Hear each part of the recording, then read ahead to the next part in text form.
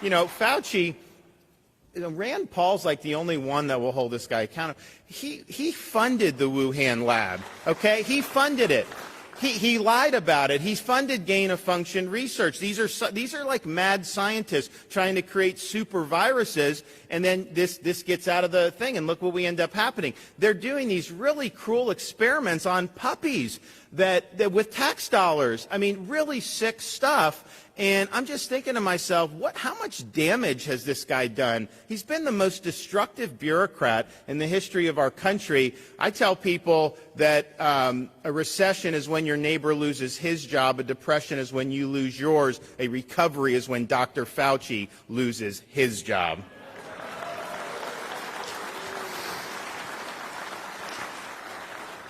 So protect your folks against authoritarianism under the guise of COVID. And I think right now that means protecting the jobs of your citizens, and don't let them get fired due to COVID mandates. And that's true whether it's a government mandate or a corporate mandate, because quite frankly, our country, with how these big corporations have been behaving, they act as an arm of the government and the ruling class, unfortunately. And so they're trying to impose a lot of mandates. So these are companies that put these people to work for the last year and a half. Nurses on the front lines, a year and a half, taking care of COVID patients.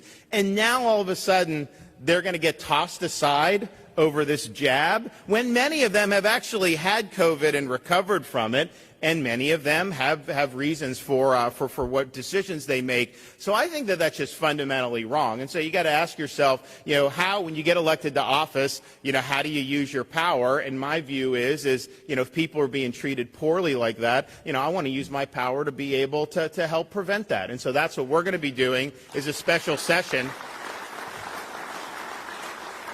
We're going to do a special session in Florida. We're going to protect people's jobs. First of all, our economy can't handle losing even 1% of people in these key areas. It will absolutely collapse trucking and all this other stuff. It'll be a total disaster. We want to do it, and I think some of the things that bothers me about it is just like, when did your employer become your medical custodian? This OSHA rule, they actually have to keep your records in your business. And I'm just thinking to myself, is that really the road that we want to go down? So I think this is a personal decision. I think it's a private decision. And I think the more we can say that our society is not going to bring different power to bear on people, the better we are. So I would encourage everybody, make sure you're meeting if you're already in session. If not, get in there and provide protections for people. Because I'll tell you, this is something that folks remember. They're going to remember whether you stood up for them or whether you just saw them get pink slips and just said, hey, nothing I can do. So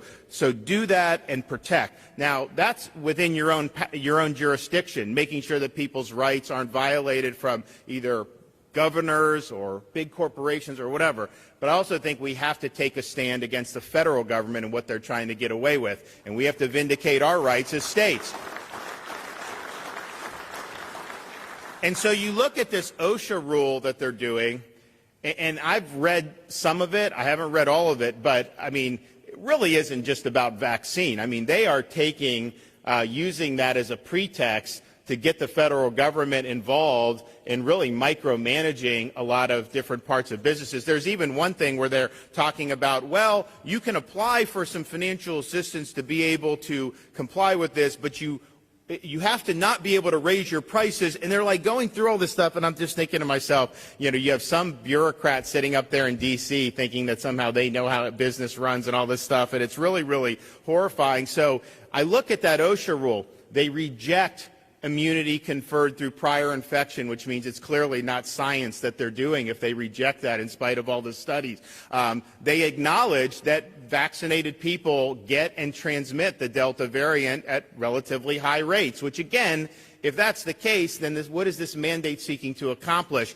So they go through all this stuff, and they put all this garbage in there, and I'm just thinking to myself, it's not good policy. It's not constitutional. But what even bugged me more than that is who the hell thinks they can get away with this in this country? The fact that someone thinks they can get away with this shows we've got a lot of problems. And so we need to fight back.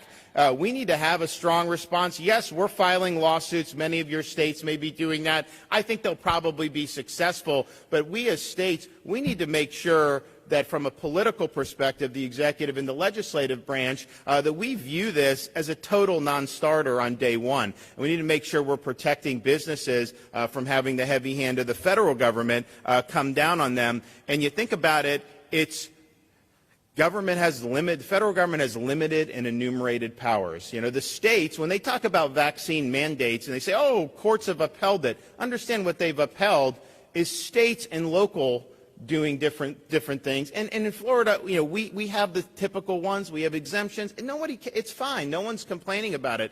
But to have the federal government, which doesn't have a police power, that's them taking away the power from states, usurping it for themselves, and then imposing this, which will only be the beginning. If you looked at that rule, they are now soliciting. Should we apply it to every business, regardless of how many employees? Should we do the booster shot? Should we make everyone wear masks? Just think about it. They could conceivably require every employee in the United States to wear a mask at work. Like, what the hell is their ability to do that? And so this is really, as aggressive as it is, this is just the opening salvo from them. So if we don't fight back against it, you're going to absolutely get more and more and more. And I think it's really important that it not just be a legal response, that it also be a political response. So that's what we're going to be doing in the state of Florida.